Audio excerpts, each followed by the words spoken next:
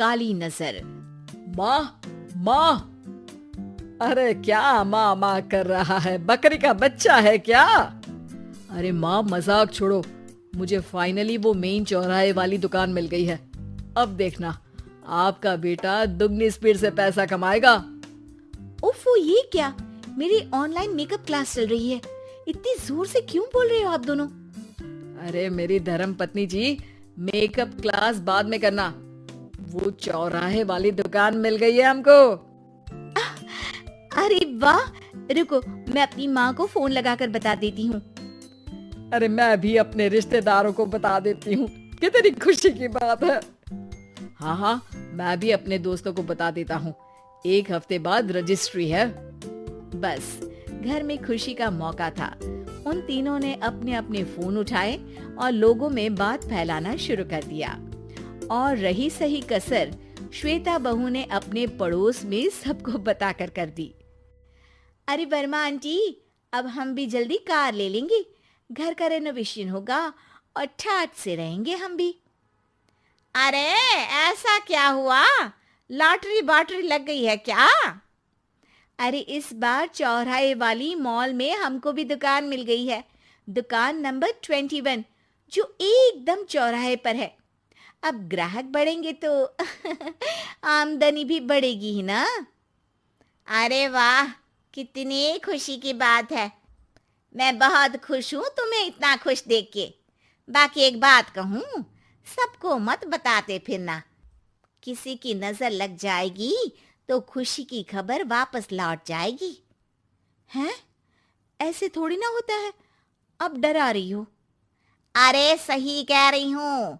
काली नजर कहते हैं इस चीज को, जब आप किसी को कुछ बताओ और वो काम बिगड़ जाए।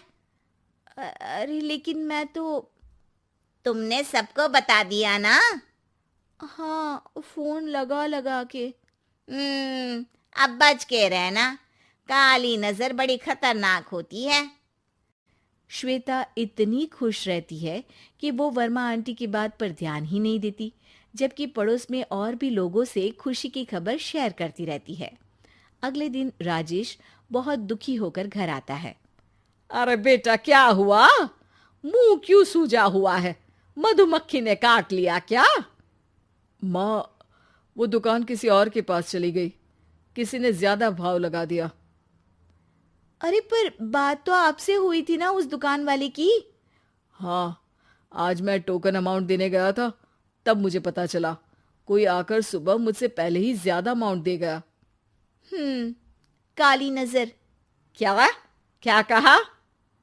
वर्मा आंटी ने समझाया था कि किसी को बताना मत, वरना काली नजर लग जाएगी।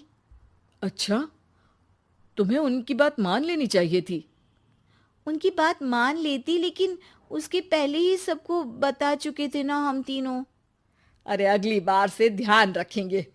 कोई भी नई चीज होगी तो किसी को नहीं बताएंगे। तीनों कुछ दिन ऐसे ही रहते हैं, पर एक दिन श्वेता को एक मेल आता है। राजेश, मेरा ऑनलाइन मेकअप कोर्स कंप्लीट हो गया। अब मैं खुद का पार्लर खोल सकती हूँ। अरे वाह, अपने मोहल्ले में ही खोलते हैं। ये जो घर के सामने दुकान है ना, वहीं। हाँ, यहाँ सस्ती भी मिल जाएगी। अगले दिन श्वेता वर्मा आंटी के पास जाती है, मिठाई का डब्बा लेकर। अरे आओ आओ, कैसे आना हुआ? जोर से नहीं बोलूंगी। वो सामने वाली दुकान है ना, वहां मैं अपनी पार्लर की दुकान खोलने वाली हूँ। उसकी मिठाई है। अरे वाह, बहुत बधाई हो तुमको। हाँ, मैं कमाने लगूंगी तो राजेश पर पूरे घर का बोझ नहीं रहेगा ना आंटी जी। ये तो है। पर ये बता कि तूने ये बात किसी और को तो नहीं बताई ना? अरे नहीं नहीं, पिछली बार गलती कर दी थी। काली नजर लगी किसी की और राजेश के हाथ से वो दुकान चली गई थी। सबको मत बताना।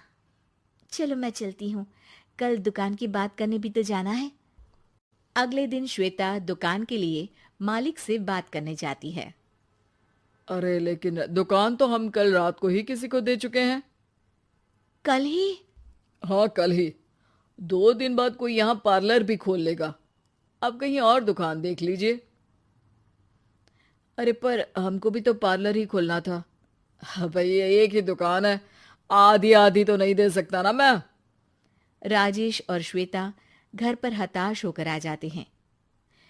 इस बार तो किसी को बताया भी नहीं था, अब किसकी काली नजर लग सकती है? सुनो, तुमने माँ को बताया था क्या? अरे कैसी बात कर रही हो, माँ की नजर थोड़ी ना लगेगी। पक्का तुमने किसी को नहीं बताया था ना? सिर्फ वर्मा आंटी को बताया था, उन्होंने ही मुझे किसी को नहीं बताने को कहा। अरे यार, तुम भी सही हो, मेरी माँ को नहीं बताने को कह रही हो, पर वर्मा आंटी को बताना तुम्हें जरूरी लगा। अरे वर्मा आंटी ने ही तो काली नजर के बारे में बताया था ना, वो हमेशा हमारा भला ही तो चाहती है। मेरी माँ भी हमारा भला ही चाहती है।